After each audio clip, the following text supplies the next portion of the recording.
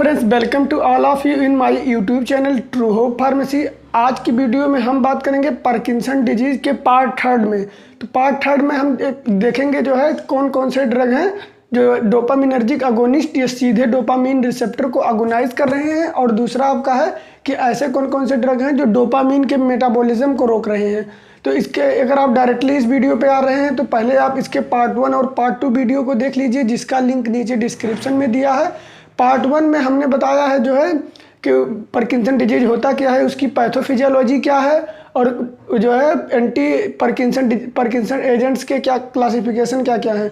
और second video में हमने उसी क्लासिफिकेशन में जो पहला हमारा कैटेगरी था डोपामिन प्रिकर्सर लिबोडोपा के बारे में बात किया है, और आज की वीडियो में उससे आगे बढ़ते हुए फिर बात करेंगे क्लासिफिकेशन का। दूसरा जो है हमारा डोपामिनर्जिक अगोनिस्ट, और तीसरा है drugs that inhibit dopamine metabolism. तो पहले आप उस दोनों को वीडियो को देख लीजिए, तभी आप इसको समझ पाएंगे। तो वीडियो शुरू करने से पहले आप लोगों से निवेदन है कि आप लोगों ने हमारे चैनल ट्रू होप फार्मेसी को अभी तक सब्सक्राइब नहीं किया है तो नीचे दिए हुए लाल कलर के सब्सक्राइब बटन को दबाकर चैनल को सब्सक्राइब कर लीजिए, और बगल में दिए हुए बेल आइकन को दबाकर ऑल करिए, जिससे हमारे वीडियो के सभी नोटिफिकेशन आपको सबसे पहले मिल जाएं। यदि आपको फार्माकोलॉजी के नोट्स चाहिए तो आप मेरा फेसबुक ग्रुप ज्वाइन कर सकते हैं, वहाँ पे आपको फार्माकोलॉजी के जो है नोट्स मिल जाएंगे आराम से। तो जो है चलिए आज की लेक्चर वीडियो हम शुरू करते हैं। देखिए हम बात करेंगे डोपामिन अगोनिस्ट कि डोपामिनर्जिक अगोनिस्ट ऐसे कौन कौन से ड्रग हैं जो डोपामिन रिसेप्टर को सीधे अगोनाइज कर रहे हैं। तो पहला पॉइंट यहाँ है, देखिए directly stimulate dopamine receptor and do not depends on the enzyme which convert in active metabolite. देखिए ये क्या होते हैं, ऐसे ड्रग होते हैं जो डायरेक्टली हमारे डोपामिन रिसेप्टर को ही स्टिमुलेट या उत्तेजित करते हैं, जो है ये होते हैं। और ये क्या होते हैं, ये हमारे एंजाइम्स के कन्वर्जन पर इफेक्ट जो है डिपेंड नहीं होते कि कोई एंजाइम कन्वर्ट हो और वो एक्टिव मेटाबोलाइट में बदले उसके बाद रिएक्शन दे। ये डायरेक्टली डोपामिन रिसेप्टर को ही एक्टिवेट कर दे रहे हैं। दूसरा है they are less generate free radical which not degrades dopamine receptor. देखिए लिबोडोपा क्या था, जब डोपामिन प्रिकर्सर में मैंने बताया था कि वो फ्री रेडिकल फॉर्म करके लंबे समय पर अगर हम लिबोडोपा का यूज करते हैं तो वो क्या करते हैं, डोपामिन रिसेप्टर को डिग्रेडेट करने लगते हैं। लेकिन ये जो ड्रग है ये क्या करते हैं, फ्री रेडिकल कम जनरेट करते हैं, जिससे क्या है इसको हम as a long acting use कर सकते हैं, और ये डोपामिन को डिग्रेडेट्स कम करते हैं। दूसरा आपका है, देखिए इसमें जो ड्रग आपका है ब्रोमोक्रिप्टिन एंड परगोलाइड। पहला ड्रग है जो ब्रोमोक्रिप्टिन एंड परगोलाइड, ये प्लांट प्रोडक्ट है, ये प्लांट ड्रग है, ये अर्गोटामिन या अर्गोट एल्कलॉइड से डिराइव किया गया है, डेरिवेटिव है। देखिए ये क्या है, agonist dopamine D2 partially and D1 while pergolide agonizes both completely. देखिए जो ये ब्रोमोक्रिप्टिन है ये क्या करता है, डोपामिन D2 रिसेप्टर को जो है अगोनाइज करता है पार्सली, और D1 रिसेप्टर को। लेकिन जो परगोलाइड है वो दोनों ही रिसेप्टर को सेम तरह से कंप्लीटली अगोनाइज या बाइंड कर जाता है। देखिए सेकंड पॉइंट है the newer agents are ropinirole and pramipexole. इसमें देखिए ये जो ड्रग है आपके ब्रोमोक्रिप्टिन और परगोलाइड, ये जो है ये क्या है आपके ओल्डर ड्रग है, बहुत पहले ड्राइव किए गए थे, लेकिन इसके न्यूअर एजेंट्स आ गए हैं, नए एजेंट्स का खोज कर दिया गया है, जिसमें आपका ड्रग है रोपिनिरोल एंड प्रामिपेक्सोल। इसके साइड इफेक्ट कम होते हैं। अब बात करते हैं एडवर्स इफेक्ट में। तो देखिए एडवर्स इफेक्ट में एनोरेक्सिया, इसको एनोरेक्सिया जो है, एनोरेक्सिया क्या होती है कि इसमें जो है कोई व्यक्ति इसके लिए ओबेस हो जाता है, अपना चिंता करने लगता है कि वो क्या खा रहा है और उसका वेट कितना गेन हो रहा है, उसके लिए वो चिंता करने लगता है, ओबेस हो जाता है, तो होती है एनोरेक्सिया। और दूसरा आपका है डिस्पेप्सिया। देखिए एनोरेक्सिया हो गया है कि भूख ने जो है किसी चीज़ को जब कोई ज़्यादा खाने लगता है तो होता है एनोरेक्सिया। और डिस्पेप्सिया क्या होता है कि हमारे एब्डोमिनल में जो है ऊपरी भाग में कोई पेन होने लगे तो उसको कहते हैं डिस्पेप्सिया।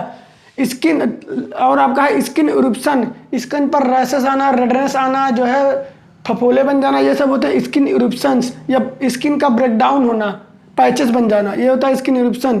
और आपका लास्ट है पोस्चुरल हाइपरटेंशन, जो है पोस्चुरल हाइपरटेंशन हो जाना, जो मैं पहले बता चुका हूँ।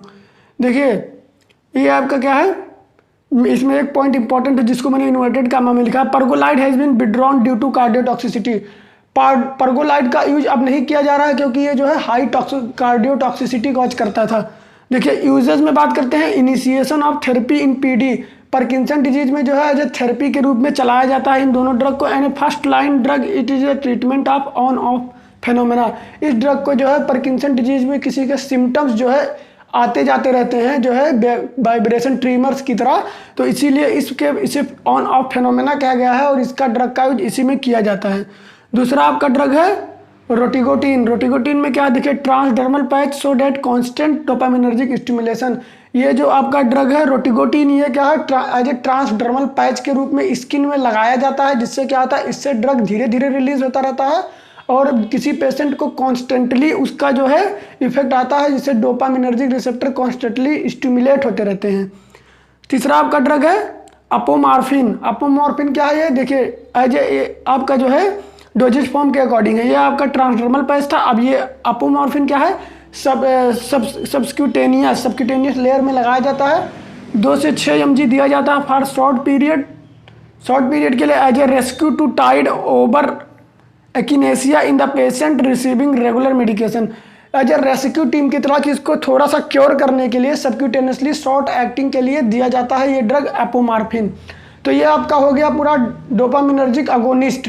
अब हम नेक्स्ट कैटेगरी बात करते हैं जो है drug that inhibit dopamine metabolism. ऐसे कौन कौन से ड्रग हैं जो डोपामीन के मेटाबॉलिज्म को रोक रहे हैं। तो देखिए पहले देखिए मेटाबॉलिज्म आप ऐसे समझिए कि कुछ तो एंजाइम होंगे जो कि मेटाबोलाइज के लिए रिस्पॉन्सिबल होते हैं किसी ड्रग के, जो मैं बहुत पहले से बताता हुआ चला रहा हूँ। 2 एंजाइम है मायो एंड कॉम्ट। मायो क्या है, मोनोअमीन ऑक्सीडेज एंजाइम, और दूसरा आपका कॉम्ट कैटाकोल ओ मिथाइल ट्रांसफरेज। तो ये जो एंजाइम है ये रिस्पॉन्सिबल होते हैं किसी ड्रग के मेटाबॉलिज्म के लिए। तो हम कुछ ऐसा ड्रग देंगे जो इन दोनों एंजाइम को इनहिबिट करे। तो देखिए पहला आपका है इसमें सब कैटेगरी मायो इनहिबिटर, मोनोअमीन ऑक्सीडेज इनहिबिटर। तो ऐसे कौन कौन से ड्रग हैं, देखिए इसमें आपका है मायो बी सेलेक्टिवली मेटाबोलाइज डोपामीन। इसमें जो आपका मायो इनहिबिटर है ये 2 तरह से होता है, 2 पार्ट है, मायो ए एंड मायो बी। तो जो मायो बी आपका एंजाइम है वो रिस्पॉन्सिबल होता है डोपामीन के मेटाबॉलिज्म के लिए। तो इसी हम मायो बी को ही, मोनोअमीन ऑक्सीडेज बी को ही रोकेंगे, इनहिबिट करेंगे, जिससे डोपामीन का मेटाबॉलिज्म ना हो और वो क्या हो रिसेप्टर पे या हमारे बॉडी में ज़्यादा अमाउंट में ज़्यादा समय के लिए एक्ट करे। तो ये क्या करता है, जो मायो बी इनहिबिटर है ये सिलेक्टिवली मेटाबोलाइज करते हैं डोपामीन को, इसीलिए हम इसको इनहिबिट करते हैं बाई सेलेजेलिन ड्रग देते हैं जो कि ये मायो बी एंजाइम को इनहिबिट कर देता है। अब इसमें दूसरा पॉइंट है selegiline prolong the duration of levodopa by preventing its degradation. देखिए जो ये मायो इनहिबिटर हैं ये क्या है, एडुक्यूएट है या हेल्पर हैं लिवोडोपा या डोपामीन प्रिकर्सर के। ये क्या करते हैं, लिवोडोपा के मेटाबॉलिज्म को रोक देते हैं, उसके डिग्रेडेशन को रोक देते हैं, जिससे क्या होता है लिवोडोपा का ड्यूरेशन ऑफ एक्शन बढ़ जाता है। एज ए हेल्पर यूज किए जाते हैं मायो इनहिबिटर्स, जिसमें आपका आता है सेलेजेलिन और सेलेजेलिन आता है। एडवर्स इफेक्ट में देखिए postural hypertension, confusion and hallucination. अब बात करते हैं यूजेज में, it is use with levodopa and reduce it dose. ये लिवोडोपा के साथ यूज किए जाते हैं और जिससे क्या होता है कि लिवोडोपा का डोज कम हो जाता है। अब हम ड्रग के एग्जाम्पल में देख लेते हैं, रेसजेलिन है और सफीनामाइड। ये रेसजेलिन, सफीनामाइड एंड सेलेजेलिन ये 3 ड्रग हैं जो कि मोनोअमीन ऑक्सीडेज बी को इनहिबिट करते हैं। अब हम दूसरी सब कैटेगरी बात करते हैं, ये हो गया मायो इनहिबिटर। अब दूसरी है कॉम्ट इनहिबिटर, कैटाकोल ओ मिथाइल ट्रांसफरेज इनहिबिटर। इसमें क्या है, inhibit peripheral metabolism of levodopa. देखिए ये जो कॉम्ट इनहिबिटर होते हैं ये क्या करते हैं, इनहिबिट करते हैं पेरिफेरल मेटाबॉलिज्म ऑफ लिवोडोपा। वहाँ डोपामीन को रोका जा रहा था और यहाँ क्या है, लिवोडोपा के मेटाबॉलिज्म को रोका जाता है। पेरिफेरली जो है लिवोडोपा के डिग्रेडेशन को रोक दिया जा रहा है, मेटाबॉलिज्म को रोक दिया जा रहा है, जिससे क्या होता है हमारे प्लाज्मा में लिवोडोपा की बायो अवेलेबिलिटी बढ़ जाती है, जिससे उसका कंसंट्रेशन जब प्लाज्मा में बढ़ेगा तो वो लंबे समय के लिए अपना वर्क करेगा। इसमें आप क्या देखिए, prolong the duration of action of levodopa. ये भी क्या करता है, एज ए हेल्पर की तरह लिवोडोपा के ड्यूरेशन ऑफ एक्शन को बढ़ा देता है। अब बात करते हैं इसके एडवर्स इफेक्ट में, तो ऑर्थोस्टोटिक हाइपोटेंशन है, दूसरा आपका स्लीप डिस्टर्बेंस एंड हेलुसिनेशन, और बाकी सभी एडवर्स इफेक्ट में आप जो है नोजिया, वोमिटिंग, कन्फ्यूजन इतना आप लिख सकते हैं। अब बात करते हैं यूजेज में, देखिए COMT inhibitor are used as add on drug in parkinsonism. जो कॉम्ट इनहिबिटर है इसका यूज कर सकते हैं हम एड ऑन पार्किंसन डिजीज में एज ए हेल्पर की तरह। देखिए एग्जाम्पल के ड्रग में देखें तो क्या है, टैल्कोपोन एंड इंटाकेपोन। टैल्कोपोन एंड इंटाकेपोन 2 ड्रग है कॉम्ट इनहिबिटर। देखिए एक इंपॉर्टेंट पॉइंट है, इसको मैंने इन्वर्टेड कामा में लिखा है। इन सम कंट्रीज, कुछ देशों में a fixed dose of levodopa, carbidopa and entacapone are available. कुछ देशों में जो है इन तीनों ड्रग का कॉम्बिनेशन दिया जाता है, जिससे क्या होता है एक अच्छा इफेक्ट हमारे पार्किंसन डिजीज में आता है। तो ये हो गया पार्ट 3 वीडियो, जिसमें हमने देखा ड्रग्स ऐसे कौन कौन से ड्रग हैं जो आपके यहाँ पे मैंने देखा कि डोपामिनर्जिक अगोनिस्ट हैं जो डोपामिन रिसेप्टर को अगोनाइज कर रहे हैं, और दूसरा आपका है कि ऐसे कौन से ड्रग हैं जो डोपामिन के मेटाबॉलिज्म को रोक रहे हैं। बेसिकली दोनों ही डोपामिन के कंसंट्रेशन को हमारे बॉडी में बढ़ा रहे हैं। अब इसके हम नेक्स्ट वीडियो में, जो कि हमारी लास्ट वीडियो होने वाली है पार्ट 4 में, हम बात करेंगे एंटीकोलिनर्जिक्स के बारे में कि एंटीकोलिनर्जिक के कौन कौन से ड्रग हैं, और जो है एंटी हिस्टामिन्स के बारे में। तो तब तक के लिए स्टे सेफ, स्टे होम।